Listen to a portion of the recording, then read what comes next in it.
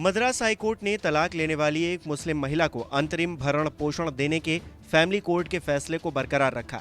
हालांकि मुस्लिम divorce act के तहत ये राहत नहीं दी गई है, पर अदालत ने पति द्वारा दायर रिवीजन पिटीशन को खारिज करते हुए ये आदेश पारित किया, जिसमें पति ने उधगमंडलम फैमिली कोर्ट की तरफ से पारित आदेश को चुनौती दी थी।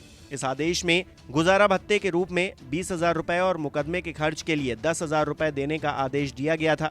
सुनवाई के दौरान मद्रास हाईकोर्ट की तरफ से कहा गया, क्योंकि विधायिका समाज में उपस्थित सभी समस्याओं का समाधान नहीं सोच सकती, इसलिए विधायिका द्वारा निर्धारित व्यापक ढांचे के भीतर अदालतों को व्यक्तिगत मामलों का समाधान ढूंढना होगा।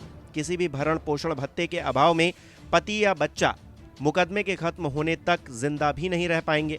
अगर कोर्ट पति के इस तर्क को स्वीकार कर ले कि मुस्लिम विवाह विच्छेद अधिनियम के तहत पत्नी को अंतरिम भरण पोषण भत्ता देने का कोई प्रावधान नहीं है, तो न्यायालय पत्नी की स्थिति को कम करेगा और उसके अस्तित्व के अधिकार को कुचलेगा। इतना ही नहीं, अदालत ने यह भी कहा कि गुजारा भत्ता देने का मकसद महिला को समान अवसर देना है और इस तरह न्याय को बढ़ावा देने के लिए सभी पक्षों को समान अवसर सुनिश्चित करना है।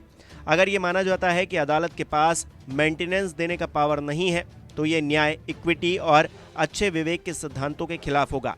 गौरतलब है कि मामले में मुस्लिम महिला के शौहर के वकील ने कहा था कि निचली अदालत सीपीसी की धारा 151 यानी कि निष्पक्ष सुनवाई सुनिश्चित करने के लिए आदेश देने के अंतर्निहित शक्ति के तहत अपनी शक्ति का इस्तेमाल कर अंतरिम भरण पोषण का आदेश नहीं दे सकती, जबकि मुस्लिम विवाह विच्छेद अधिनियम में इसका कोई प्रावधान ही नहीं है। वहीं इससे असहमत होते हुए अदालत ने कहा कि जब विवाह स्वीकार कर लिया गया है और बच्चे का जन्म भी हो गया है, तो पति का ये कर्तव्य हो जाता है कि वो अपनी पत्नी और बच्चे का भरण पोषण करे। नमस्कार, मैं हूं मानक गुप्ता।